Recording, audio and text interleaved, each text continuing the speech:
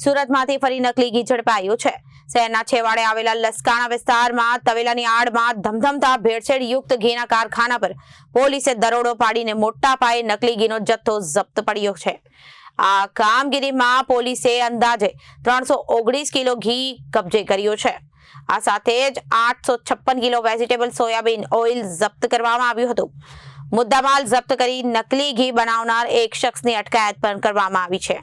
લસકાણા પોલીસને ચોક્કસ બાતમી મળી હતી કે લસકાણા ગામમાં આહિર સમાજની વાડી પાછળ આવેલી પીઠાભાઈના તબેલાની એક દુકાનમાં શુદ્ધ ઘીના નામે ભેળસેળયુક્ત ઘી બનાવવાનું કૌભાંડ ચાલી રહ્યું છે। આ ગંભીર માહિતીના આધારે આજે પોલીસે તુરંત એક્શન લીધા અને ફૂડ એન્ડ સેફ્ટી વિભાગના અધિકારીઓને સાથે રાખીને સંયુક્ત રીતે આ સ્થળ પર દરોડો પાડ્યો હતો। પોલીસ તપાસમાં બહાર આવેલી વિગતો અનુસાર પકડાયેલો આરોપી અલ્પેશ ઈશ્વરભાઈ સાંથલિયા અને સાઈનાથ ઈશ્વર કામરે 4 રસ્તા અત્યંત જોખમી રીતે નકલી ઘી તૈયાર કરતો હતો। વધુ નફો કમાવવાની લાલચ વેજીટેબલ ઓઇલ અને સોયાબીન ઓઇલની મિશ્રિત કરતો હતો। તેમાં ઘી જેવી સુગંધ આવે અને ખાસ પ્રકારનું એસેન્સ ઉમેરાતો હતો। તબેલામાં જે થોડા પ્રમાણમાં ઓરિજિનલ ઘી બનતું હતું આ મિશ્રણમાં ઉમેરી કામ કરીને ગ્રાહકોને છેતરતો હતો।